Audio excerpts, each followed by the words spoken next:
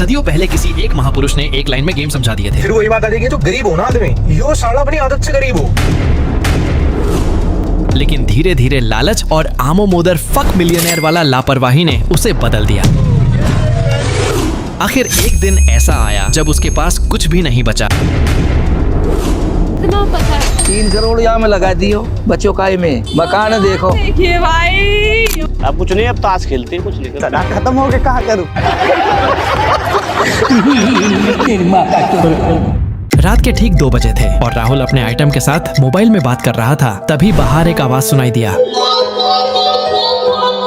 ये सब सुनकर राहुल की घोटे मुंह में आ गई। राहुल दरवाजा खोलकर बाहर चला गया। वह देखा कि जमीन पर एक पुराना धूल से ढका हुआ चिराग रखा था। जैसे ही उसने चिराग को हल्का सा रगड़ा, उसमें से एक विशाल जिन प्रकट हो गया। राहुल ने 2 घंटे से अपने आइटम के साथ बात करते करते पेशाब को अपने टंकी में रोक कर रखा था। उसे देखकर राहुल वही मूत्र विसर्जन कर दिया और उसकी पेंट पूरी गिली हो गई। जिन ने मुस्कुराया और बोला, क्या देख रहा है बे बेरोजगार, मुझे आजादी देने के बदले मैं तुझे इनाम देना चाहता हूँ। इतना कहते ही उसने अपना हाथ सर से घुमाया और राहुल को 1 करोड़ रुपए दिया। शुरुआत में उसने सोचा कि वह इन पैसों का सही इस्तेमाल करेगा, लेकिन धीरे धीरे लालच और आमोमोदर फक मिलियनेयर वाला लापरवाही ने उसे बदल दिया। सबसे पहले राहुल ने लग्जरी घर ले लिया, अपने आइटम को घुमाने के लिए महंगी गाड़ी लिया। वह अपने दोस्तों के सामने रौब दिखाने लगा, रोज पार्टियां करने लगा। हर पार्टी में वह नई नई आइटम से दोस्ती करता और इसे ही जिंदगी की परम आनंद को उपलब्ध होने का जरिया समझता। उसने गलत दोस्तों की संगत में पड़कर वह जुए और बेकार चीजों पर भी पैसे खर्च करने लगा। जो भी उसे सलाह देता वह उसकी बात को नजरअंदाज कर देता। ये तू क्या काम कर रही है, इसको बंद कर दे।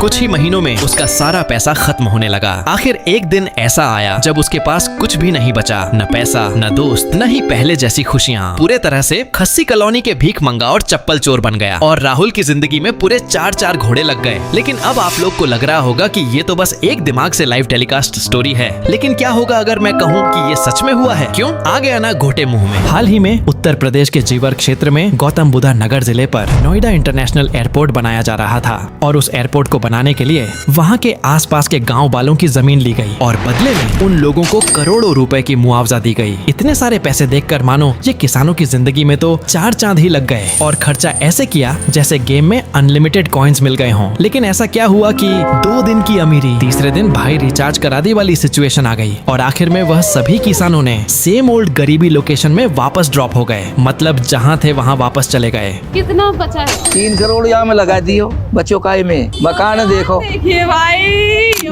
अब कुछ नहीं, अब ताश खेलते हैं, कुछ नहीं करते। जमीन ले लिया, मकान बना दिया, 1-2 ब्याह शादी कर दी, काम खत्म। हालत बेकार है सब पब्लिक की। तो क्या कर रहे हैं? जुआ खेले, दारू पी रहे, सट्टा लगा रहे, पूरे दिन ताश खेले। पार्क में जाके देखो, काम धंधा लगाया और खत्म हो गया। एयरपोर्ट में मजदूरी करे, मजदूरी कर रहे हैं। जब मुआवजा मिलो, जब लियो मैंने 90,000 को, अब डिस्प्ले के पैसे ना, टेम्पर डलवाने के पैसे ना, खत्म हो गए, कहाँ करूँ। जब करंट और लगे, चार्जिंग पे लगा मैं तो।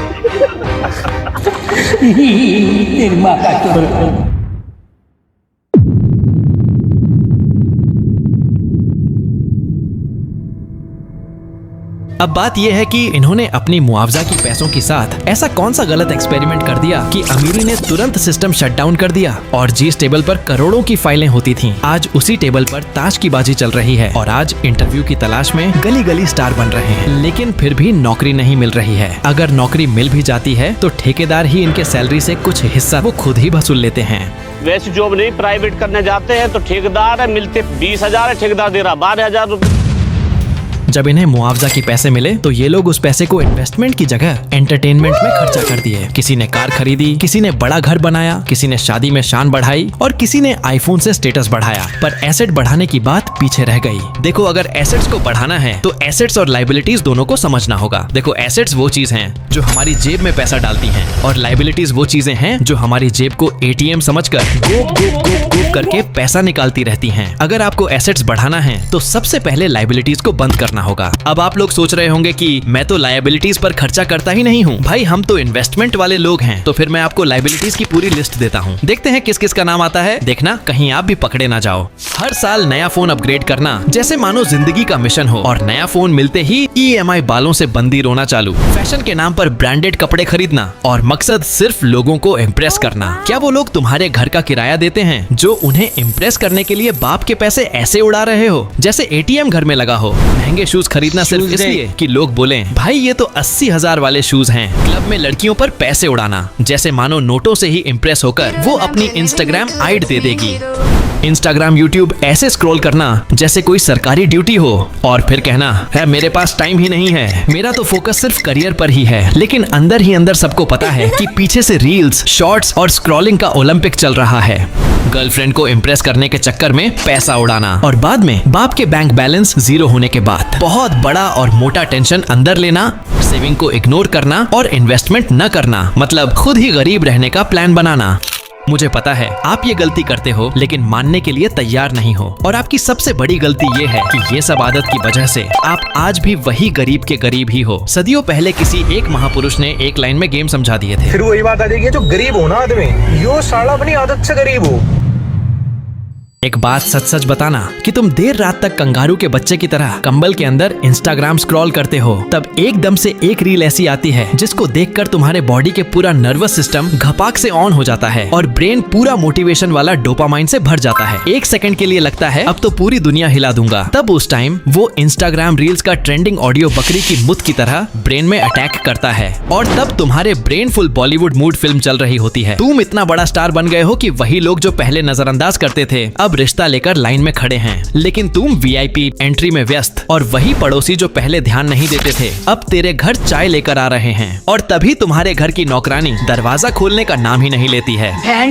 निकलो यहाँ से। और जैसे ही अगली रील स्क्रॉल करते हो दिमाग में बनाई हुई पूरी स्टोरी धुएं की तरह उड़ जाती है, और अगले ही सेकंड तुम्हारा नजर टाइम पर पड़ता है, और तब टाइम हो रहा है रात के 2 बजे। फिर दिमाग ऐसा हैंग हो जाता है कि सारी बातें उड़ जाती हैं, लेकिन एक लाइन आधा अधूरा याद रहता है, अब दुनिया हिला दूंगा पक्का। इस लाइन में भी दुनिया वाला शब्द कहीं गायब ही हो जाता है, और बचता है तो सिर्फ अब हिला दूंगा पक्का। दोस्तों मुझे लगता है कि अभी हमने काफी समय का शोषण कर लिया है। खैर अभी तक जो आपने देखा वो जल्दी से गरीब बनने का महत्वपूर्ण तरीका था। इन तरीकों को अपनाना मतलब बड़ी लकड़ी अंदर लेना। आशा करता हूँ कि मेरे इस कठिन परिश्रम से आपको कुछ सीखने को मिला हो, तो हमारे चैनल को अपनी सीने से लगाओ और साथ में 2-3 चुपा अलग से।